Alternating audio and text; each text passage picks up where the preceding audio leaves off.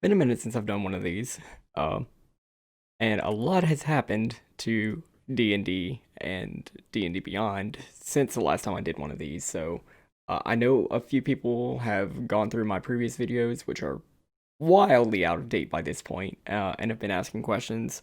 Uh, Let me try to respond to some of those. Biggest thing that has happened in D&D, if you can see up there, Tasha's Cauldron of Everything, the great big supplement of everything, just uh, just dropped, and with that, that means that we have to do a little bit more work whenever we're doing our homebrew. Specifically, uh, some people have asked, "Hey, can you show me how to make my stuff work with the Origin Manager with D&D Beyond from Tasha's Cauldron of Everything?" So let's actually go into that. So the variant rule set from Tasha's Cauldron of Everything shows that whenever we get an ability score increase from a race, uh, regardless of what it says within the actual class thing, one ability is going to increase by 2. One other ability is going to increase by 1. Usually, our races define what those would actually be, but we can go in and make a replacement to that if your DM allows that. We want that to be accessible. We want all of our homebrew creations to have that sort of accessibility if we want them to be usable. So uh, we absolutely want to enable that for ability score increases. The other two things that the Origin Manager would need to do replacements are any languages. So just because a Dragonborn starts out with Common and Draconic doesn't mean that every Dragonborn is going to start off with those. So we need to make sure that we have a variant for that, as well as any classes that grant proficiencies. Uh, so if your race does have a specific set of proficiencies that they provide, if they provide a skill, you should be able to replace that with any other skill, armor, replace that with a simple martial weapon or tool, all the things that you can see right over there. So actually what I want to do is I already have a few published races that I need to go and update anyway. So I'm going to go in here and let's just start off with my good old Wolfie boys, the Lupin, and we're going to create a new version of that and start editing that. I need to allow for variants for the ability score increase and for the languages. So what I'm actually going to do is add a new racial trait. Um,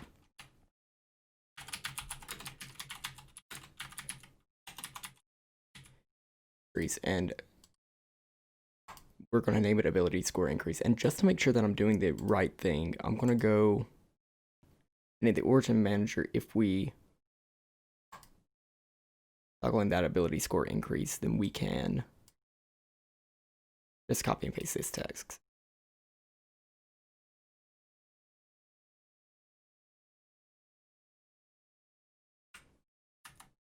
Oops.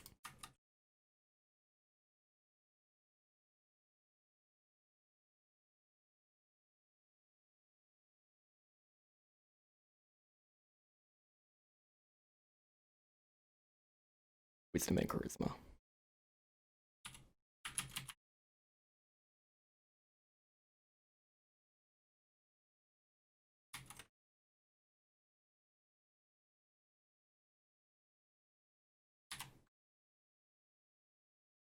Okay. So if we continue just like this, then all we would be doing is we would be adding a second uh, ability score increase in addition to the first one. That's not what we want to do. Instead, what we want to do is we want to change the feature type from granted, which is what normally happens, to a replacement.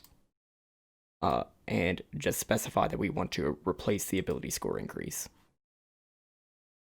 So once we do that, we should be able to go in and add our modifiers to do what honestly just should have been done from the very beginning and grant a bonus to choose an ability score of 2.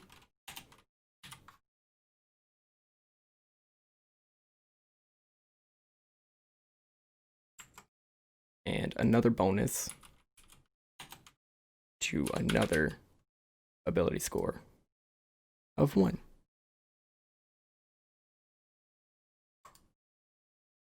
We'll save that. Let's make sure that that's working like we expect it to. So I'm going to refresh this.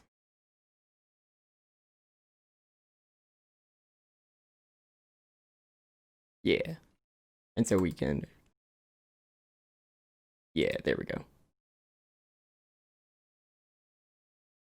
And let's just flip-flop it. Cool. So we know that that works. Let's do the same thing for languages. How many languages do we actually give these boys? Common and Lupin. Okay, so 2 languages. Lupin is not an actual language here.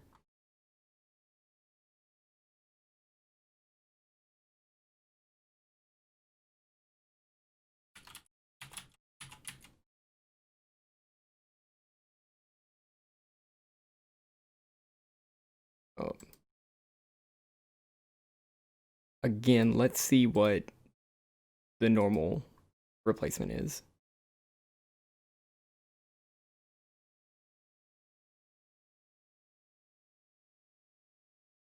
And just copy and paste that. Shortcuts are good. Always take shortcuts if you need to. Nobody should put in more effort than they need to.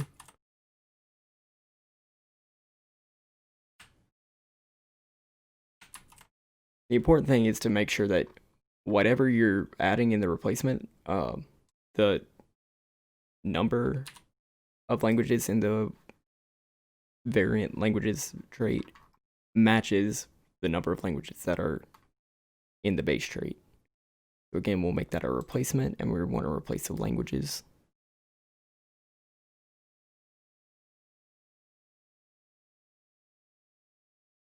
And we want to grant this as a modifier. It is a language.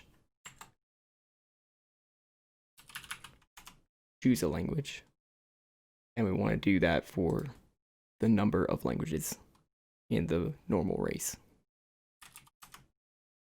Whoop, not Aarakocra.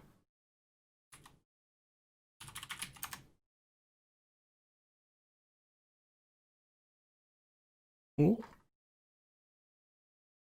So because I already have this published, and I've made changes to it, I need to save that. I need to go to the base class page and reshare it with the community. And we should have a wonderful new version up there that I did not number because I forgot to do that. It's been a minute. So that's how we make races work with the origin modifier from Tasha's. I did get a request to create a new race from scratch, just because somebody was having problems following the subrace tutorial. So let's go ahead and do that and just make sure that we're also doing the origin stuff. All right, so everybody and their mama wants to make a playable version of the null race, and I'm very concerned that Wizard of the Coast hasn't done this yet. But in order to make just a full race from scratch, no copy pasting, no anything, what we need to do is we need to go create a race. Create a race, we're going to create it from scratch. In our race name, we are going to be creating a null.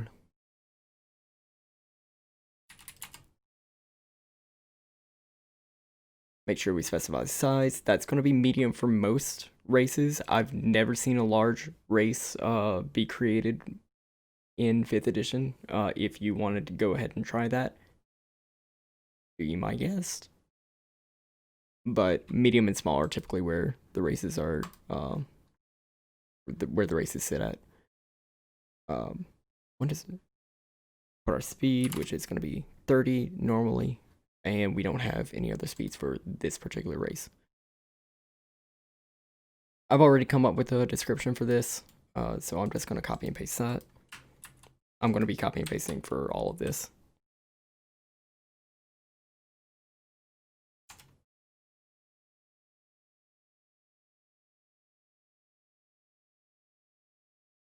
We could add a race group here, but this is more... This dropdown doesn't really do anything, except it hides your race underneath one of the other races whenever you select your character race. So if I go here, you'll see that some of these races are just regular. Like if I click the Clash Star, that's just gonna... That's only the Clash Star. It's nothing underneath that. But if I go here into Elf, you'll see that there are very, very many elves that I could pick from. That's because all these elves are under the same race group. So if you made another elven race, you would want to go down and select elf. But since we're doing one from scratch, we're not going to worry about that. In fact, we should just leave this empty. Put our own description, which we already have. I don't know the difference between the short description where this shows up at the top of the confirm race model. Okay, so that's where that'll show up. This will show up in the actual like description page. And for our race introduction, that's just this sentence. So as a null, you will have the following racial traits. And we will not have subraces, so we will not be selecting that. Go ahead and create the race. So now we have pretty much everything that we need, so we can go ahead and start making the racial traits. Even though we are going to be adding racial options here, we don't need to worry about the variant. This is more for if you're making a different version of a dragonborn or a different version of a human. You'd be able to do that through the variants. You wouldn't really need to do that as just a base race thing. Let's go ahead and start adding racial traits. So first off, we'll do our standard ability score increase.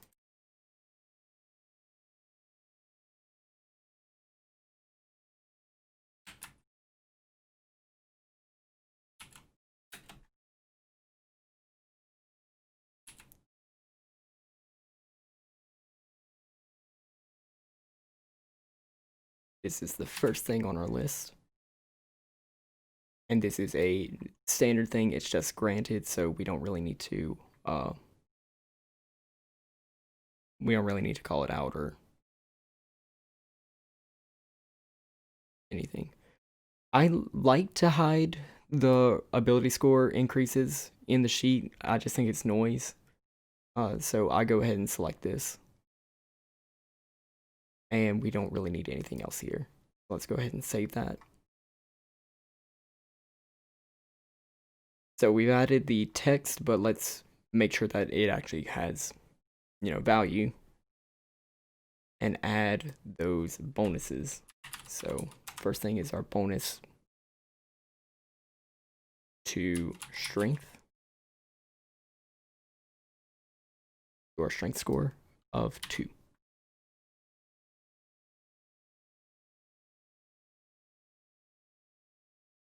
And then we add our bonus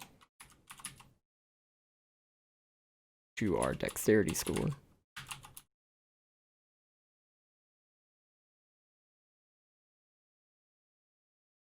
of 1. Right, that's all we need for this trait, so let's go ahead and save. And there we go, we have our first racial trait. Now let's make sure that we can go ahead and swap this out. So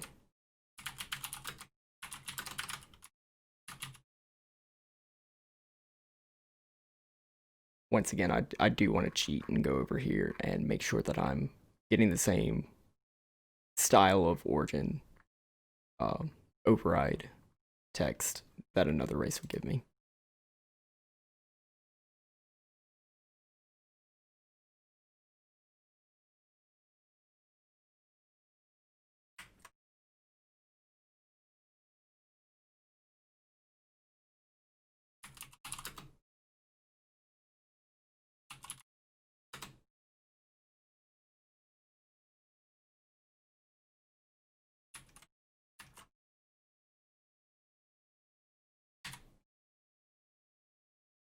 this would still be the first thing. If we swap it out, again, I would want to hide this in the character sheet, and this is a replacement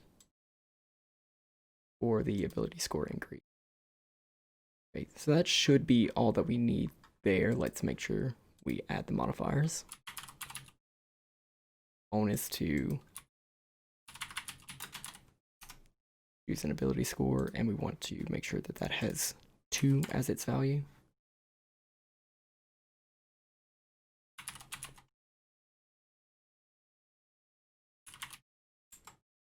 And we do the same thing for our ability score that we want to increase by 1. Okay.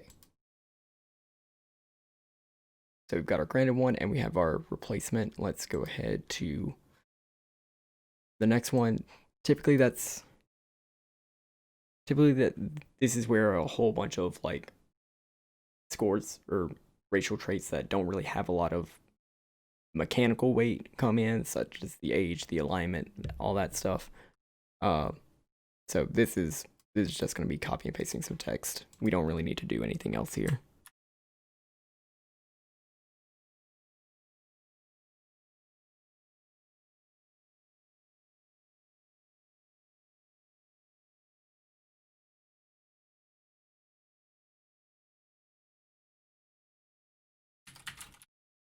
For our size, again, this is going to be more of just a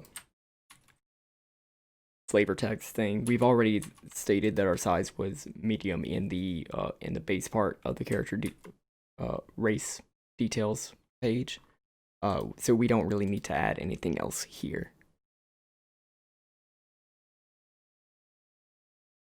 And same thing for speed.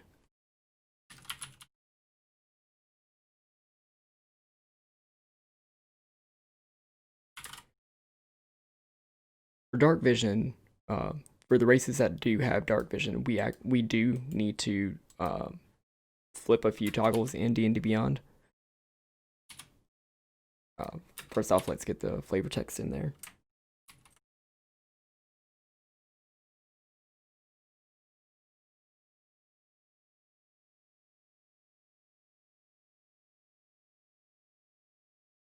Pardon me while I try to count. We do want this to show up, so we're not going to hide it in the sheet.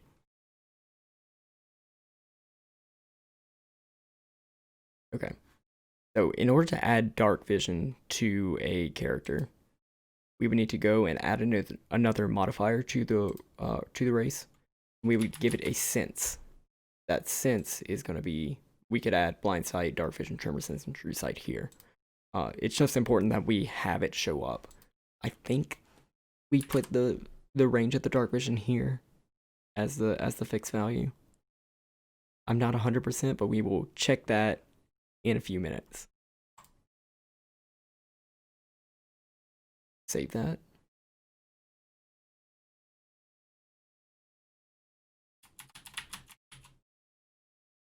Okay, here we'll actually have a an action that we can use with the race.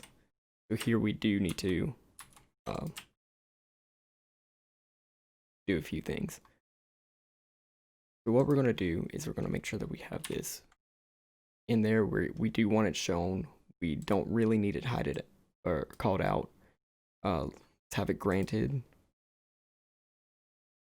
And what this is a bonus action. So what we need to do is we need to go down to our action section and add a new action. This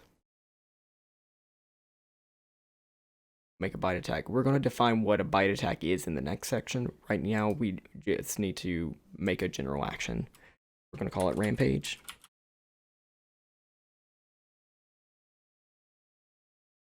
And we really don't need to worry about any of this right now. All we need to know is when something happens, we use a bonus action to do something else. So our activation type is going to be a bonus action. This is where we specify what it takes to trigger that action. It's not a limited use or anything, so we don't need to worry about the reset.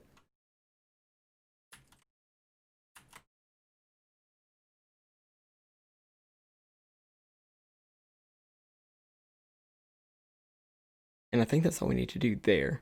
So if you just do a general, like, on your turn, you can do a bonus action. Uh, we can just add that pretty simply right there.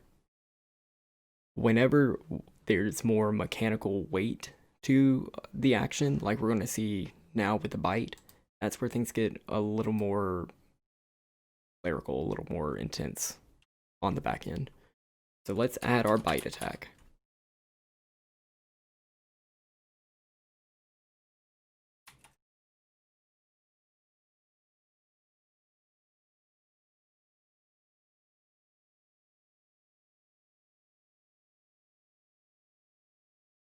Okay. No. I do want to try and figure what called out means on this call, but uh right now I forgot how to do snippet code. So let me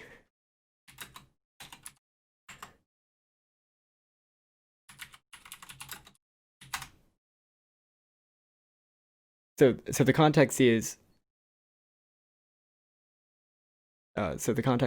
I we have this bite attack here that's going to be doing 1d4 plus the strength modifier. We want to be able to reference that in the character sheet and not have to do that calculation.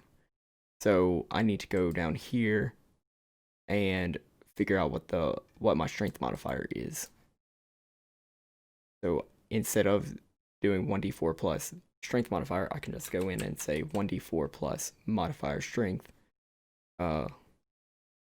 And if I go into a character sheet and hover over that, it should, or not even hover over it. If I go into like my attacks on the sheet, it should just say 1d4 plus 3 or something like that. Just making things a little bit easier. This is my 8th.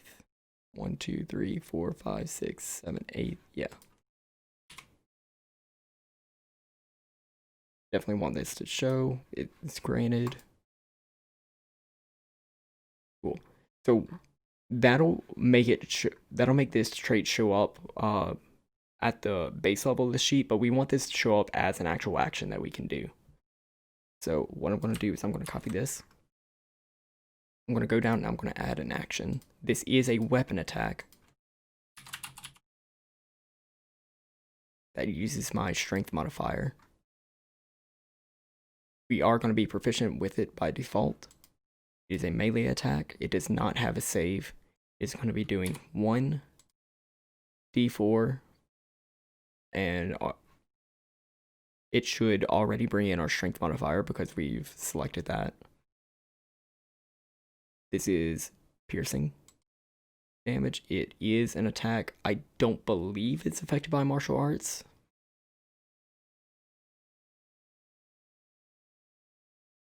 And it is a natural attack.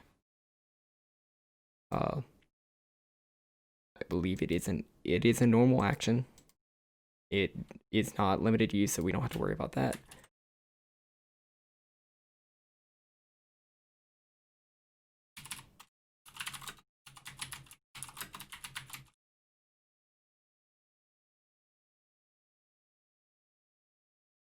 And that should be all we need for that attack. That should be showing up as an action now.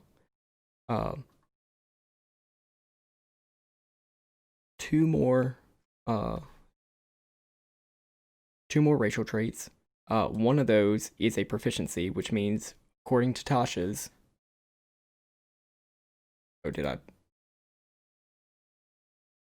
which means, according to Tasha's, we should allow for swapping out of that skill. And the other one is a language, so that means, according to Tasha's, we also should allow for swapping out those languages. So let's go in.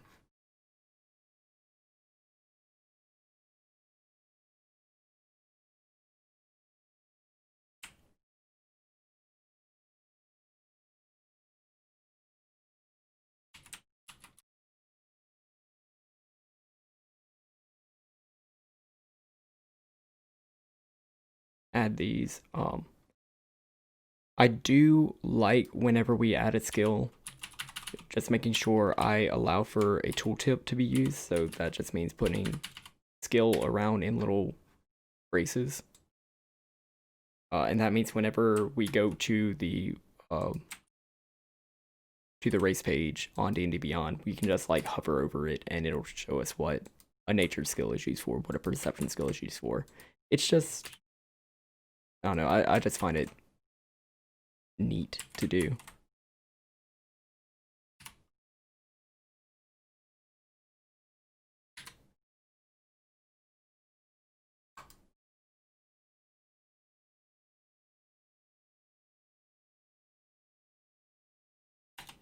And this is a proficiency.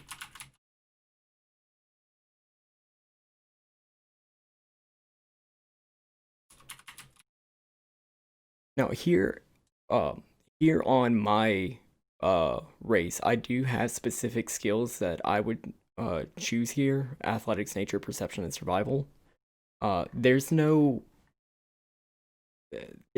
drop down tooltip in D&D Beyond that lets you select specific skills. So I'm just going to say choose a skill. Whoop.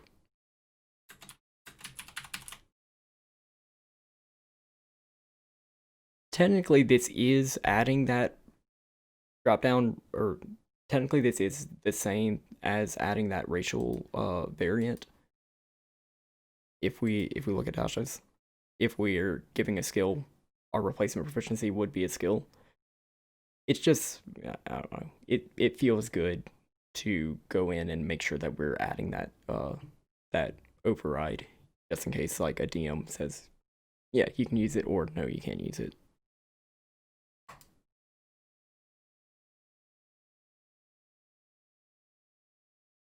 We're at that 100 proficiency, and then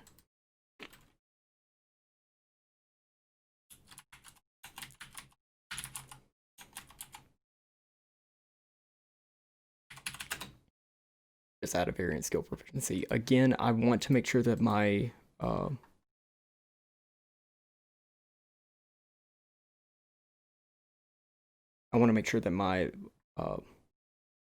flavor text is consistent with the other D&D Beyond stuff, so I'm going to copy it from the tabaxi.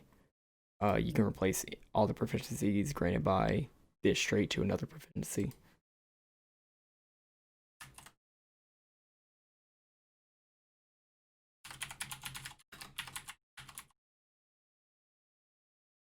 Proficiency. That's what we're doing.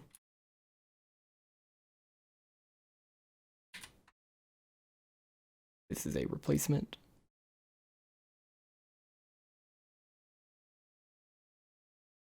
And we're just going to do the same thing that we did last time. Proficiency, choose the skill.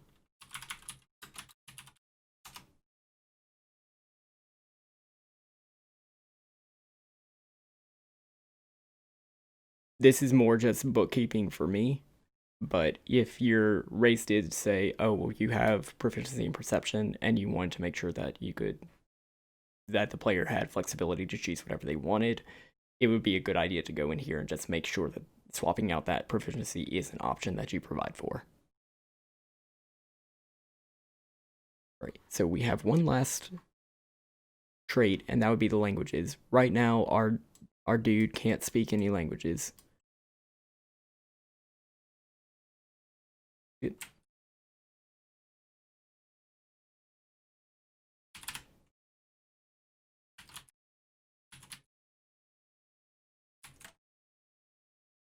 Let's go in.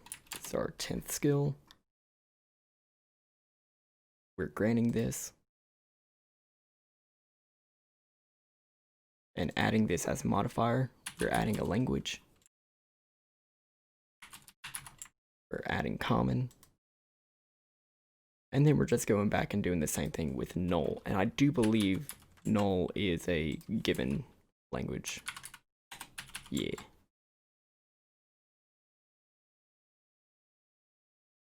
All right, so we have our normal languages.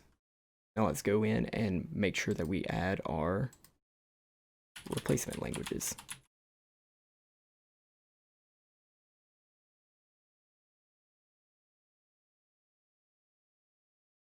So you'll notice whenever I'm copying this over, it does have a specific list of languages to choose from that has like Dwarvish, Infernal, Undercommon, and stuff.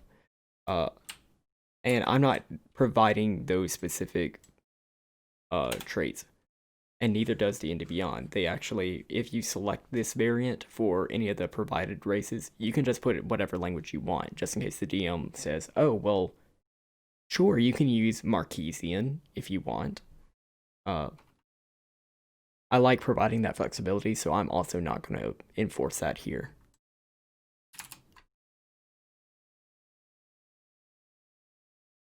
Making sure that this overrides languages. I don't remember overriding the other thing for proficiency. I need to go back and do that.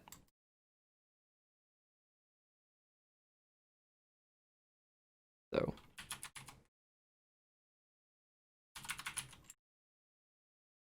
making sure that we can choose whatever languages we want for both of these.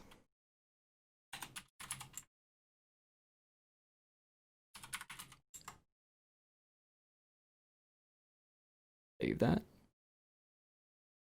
Now let me go back into my skill proficiency and make sure that I'm replacing. Yeah, I didn't select the trait to replace. So yeah, let's go ahead and do that. Okay, let me look at the sheet. Everything looks right here. But we want to make sure that this is usable, so let me go here, refresh my super cool test character, make sure that I have homebrew enabled and my optional features enabled.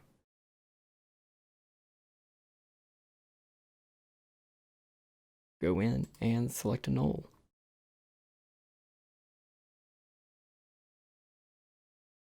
We have a choice for our hunter's proficiency.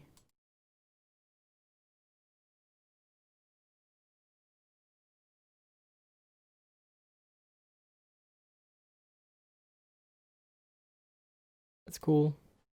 And let's just make this dude a fighter. We don't really care about anything else here.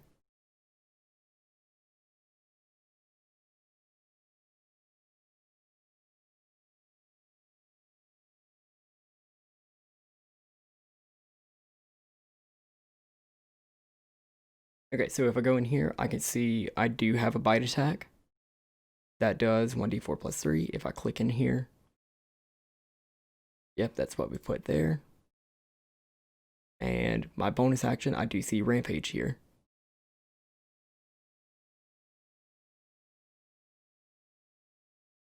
That's cool. And okay, this is fun. So I don't like how this looks, where it says 1d4 plus 3. That would be provided by our snippet code. So if I go in here and just take out that plus, save that. Let me actually see if that updates it. It does not. That's because there are two versions of that snippet code. The other one is actually going to be further down in here. Within this action page, this is where things are actually populated within this tooltip. If we just go into our features and traits, we would be able to see that that was not already updated. Okay, that's weird. Anyway, we're updating in both spots. We'll refresh and hopefully those changes will show up. That's cool. Now let's make sure that our origin manager stuff works. So I want to be able to change my score, proficiency, and languages. So if I come here, I should be able to change my wisdom and my charisma, and those should be bumped up. And I want to replace my skill proficiency with something else. Why aren't my languages showing up? Did I just not save it?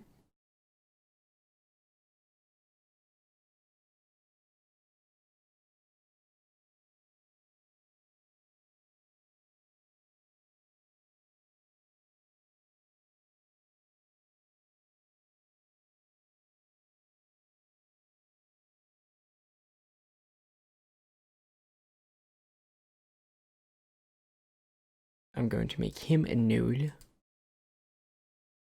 And languages is showing up. Okay. Cool, cool, cool, cool, cool. It might have just been... Yeah, I've run into this with characters before. If you're making updates, to a character, and you have them set to a homebrew race, you may need to, like, switch them to another race, save that, exit out and everything, do your updates, and then come back later, because D&DBeyond doesn't want to update your character sheets without your knowledge. That's why they always do the, like, archive stuff. I notice this a lot whenever I'm, like, publishing new versions of races that I've already published.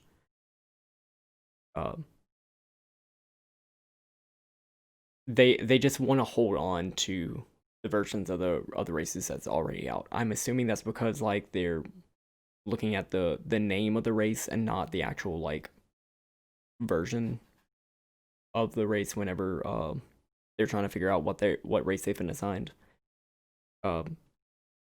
It's finicky. It's working now. That's all I care about. I hope this is helpful. Let me turn on customize origin and make sure that our languages are also swapped out, or are able to be swapped out. Did I not give them choices? Did I not add language choices?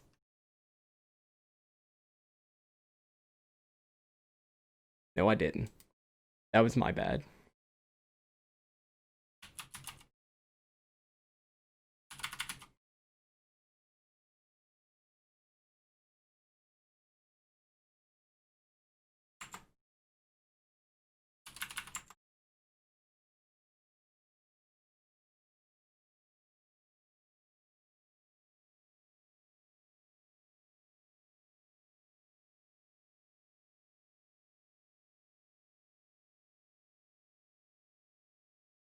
Yeah, so this is probably not going to update until I swap to something else and reload this character builder.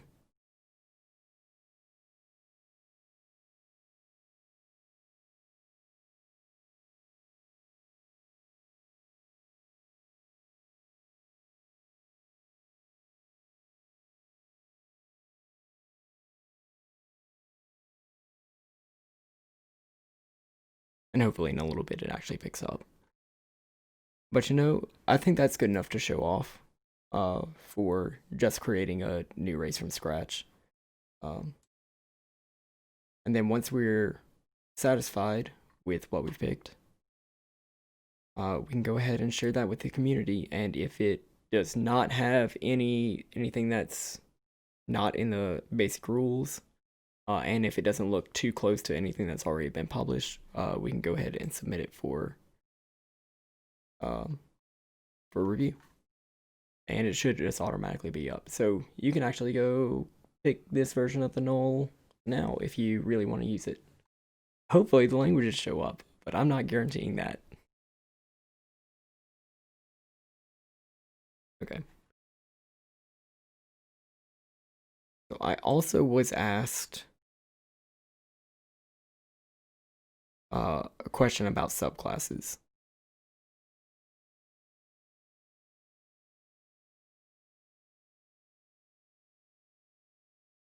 The specific question was from Jamie Sharp. They asked, do I know how to hold back the oath spells until a certain level?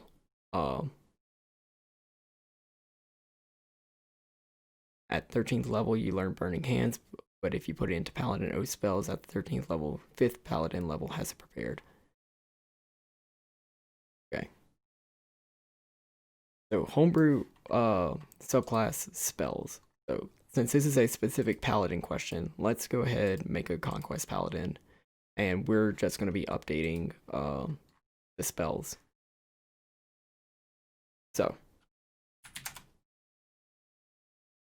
for our normal Paladins, we go into the Paladin class.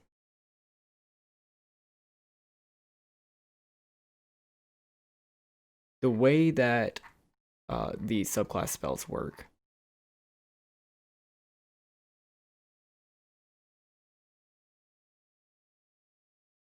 is that at certain levels, you gain new oath spells. I don't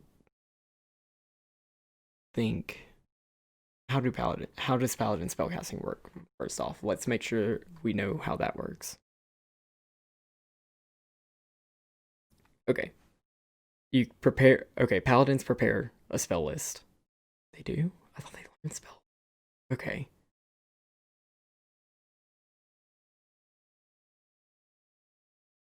Okay, so they're like a half cleric. Okay. So oath spells. Okay, oath spells are just spells that are added. They don't cast against a number of spells you can prepare. They're just automatically prepared for you. And even if they don't appear on the paladin spell list, it shows up as a paladin spell. So these are just added to you. You don't have to worry about them. There's some freebie spells. So at 3rd level, this is where the tooltips in D&D Beyond come in handy. If I can make the page big enough. So let's just go to the Conquest Paladin. At 3rd level, you get a couple of 1st level spells. At 5th level, you get a couple of 2nd level spells. 9th level, you get a couple of 3rd levels. 4th at 13th, and at 17th, you get 5th level spells. You'll notice that whenever I copy the Conquest Paladin into D&D Beyond to tweak it for myself, those spells are just added here under the additional specific spells, and they're not based by class. That's because the additional specific spells, for the Paladin subclasses, you're just expected to have 10 extra. 2 of 1st level, 2 of 2nd level, all the way up to 5th level. And those are just automatically done via D&D Beyond. So if I did go in and add another 1st level spell, like Magic Missile,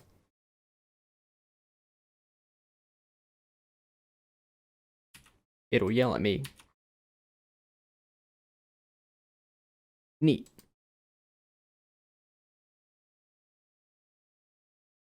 So if I go in and I add Magic Missile and I create a new character, yeah, I could use my null for this and show that the languages are working. They're not working. Okay, there it is. I just didn't select it. So they're going to be speaking Null and Minotaur. Or Crawl and Minotaur. Make them a Paladin. And I want them to have an oath. So I'm going to raise them up to 20th level. And their oath is going to be this copy of Oath of Conquest. The Oath of Plagiarism. I don't really care about any of these.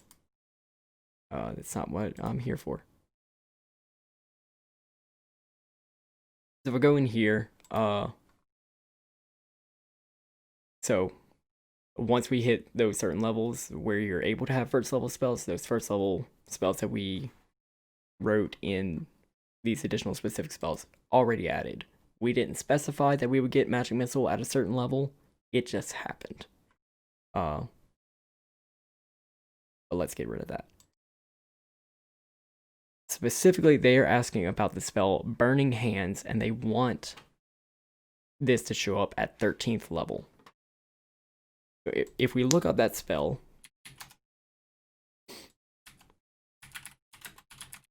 I'm expecting this to be a 2nd level spell.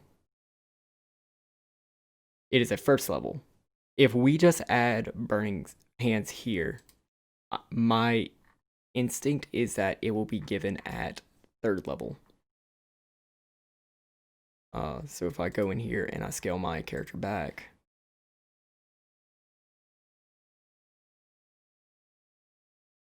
to 3rd level,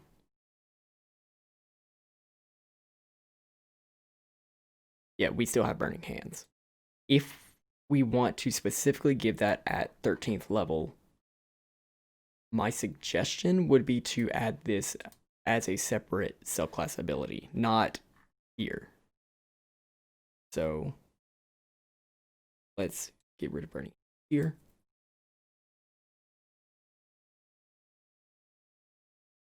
So paladins get things at 3rd level, at 7th level, at 15th level, and 20th level. Let's say we're only worried about getting the burning hands, so we're not really going to worry about scoring rebuke. We're going to have some spicy hands.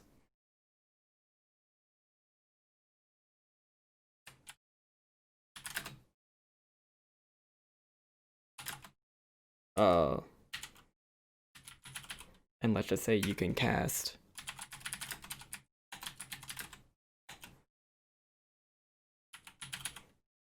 burning hands at 4th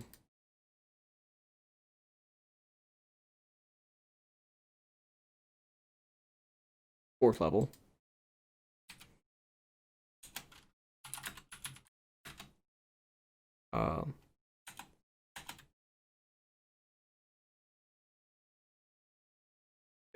We might say that we can do this a number of times a day without using a spell slot. We might say we can do this instead of a smite. But I think what they want is just to have it added to your class list and just be able to cast that normally. So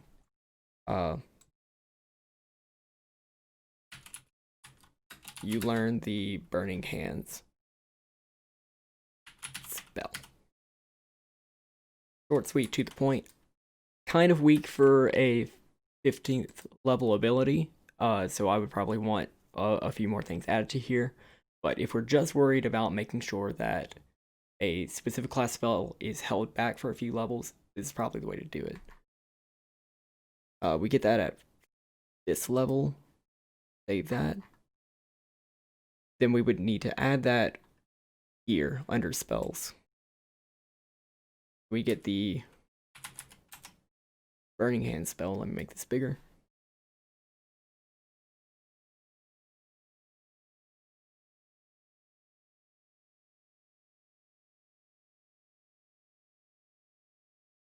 Say that this is always prepared and it's not counted as a known spell.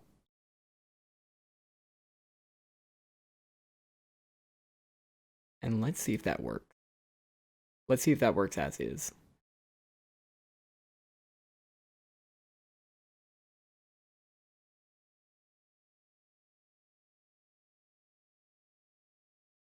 You know what we can do?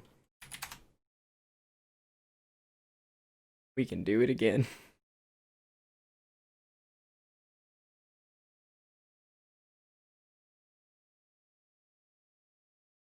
Okay, same things here. We just want to change that 15th level thing to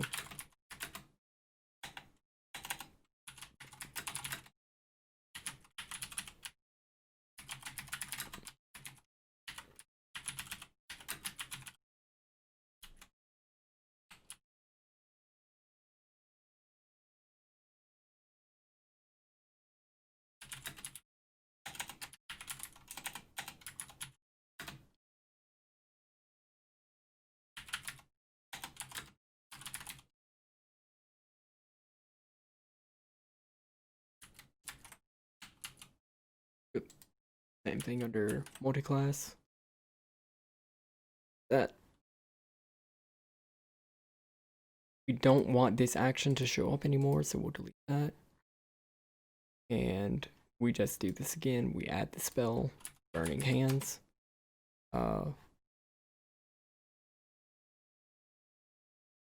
We get this at character level 15. It is always prepared. It does not count as a known spell. We don't care about any of the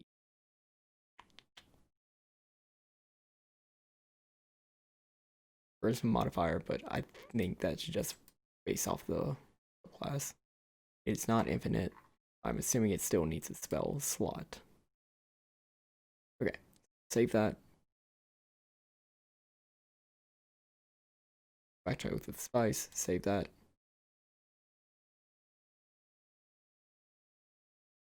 Okay. So refresh this. I'm hoping one of those shows up. Both of the spice does show up.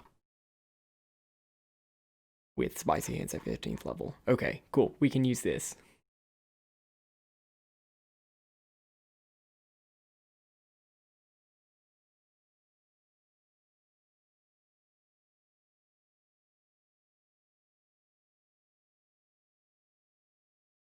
Okay, so I am 14th level right now. I have access to the other heroism spells, but I do not see burning hands on here. That's fine. If I level up one more time to level 15, I should have spicy hands now, which means I learn burning hands. And if this works like I'm expecting, it should just show up as a first level spell. Okay, it does. It does show up as at will, which I don't want. So what I'm going to do is I'm going to go into Oath of the Spice.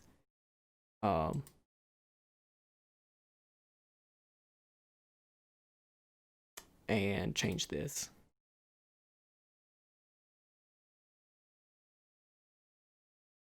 Consume spell slot, we want to change that to yes. I save that and go back to our character.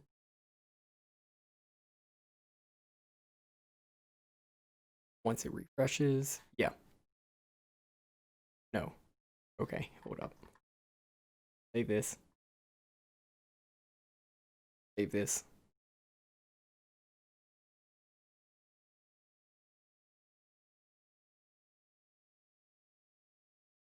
Okay, once we change that to a consuming spell slot, hopefully that at will would go away. But now we're holding that spell back until after level 15. So hopefully that answers your question, maybe?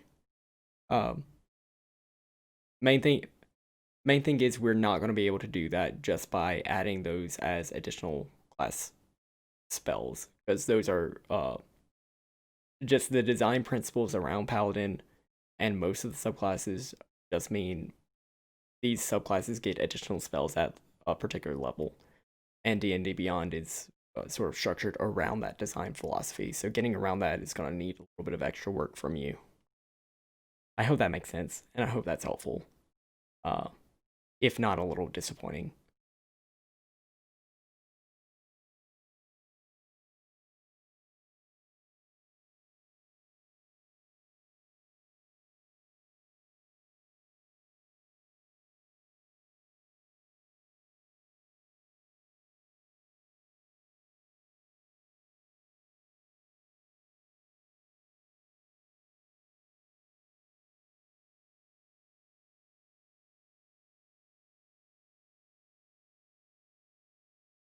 Mm. How is that worded? Summon Fae.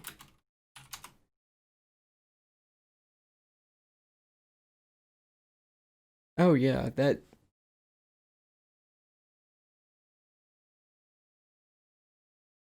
which normal monster blocks don't have. They only have a reaction section.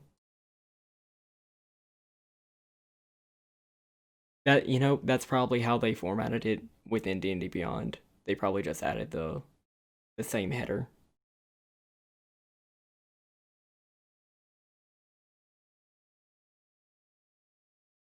Actually, let me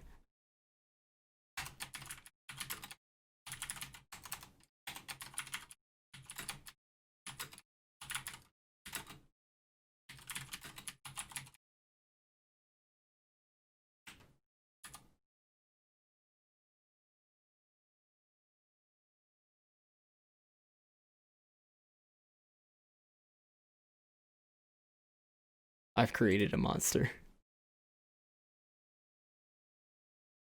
Okay, so if I look at this, okay, that's too big. Header 2 is too big.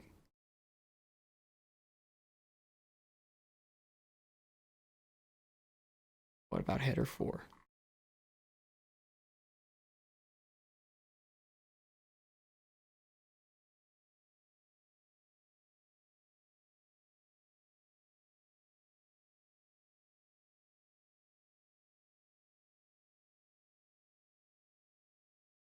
Yeah, that's what I would try doing.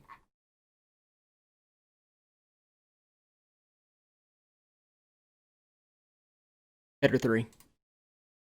Just within the action section, just make a new header with a header 3 that says bonus actions, and you should be able to just add stuff underneath it. Yeah, it's kind of weird because there are, as far as I know, excuse me, Google, I'm not trying to show you off. Uh, as far as I know, there aren't any stat blocks that specifically give bonus actions separately. They either show them as another trait that you can use on the side, like I'll look up a Master Thief.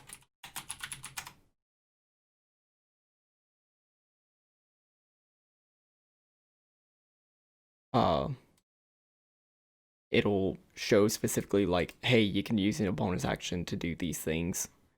But it won't have a separate bonus action section. But if you did want to have that for like a summon fey, or if you come up with a new spell that has a different sort of summon, like I don't think there's a summon dragon spell or summon dragon spirit, you could do something like that. I'm all for having a separate bonus action section. I think that makes sense, especially if they have a separate reaction section. Segregate your actions. It's important to have that sort of clarity. Yeah, you can certainly do that. That was a really weird decision for them to make. To just like, oh, you can keep track of its hit points and nothing else. It's within the spell. Good luck. I hope that was helpful. Let me know if not. Hopefully later within the year I'll have some more time to go through my comments and hopefully do another follow up to this video. But thanks for watching.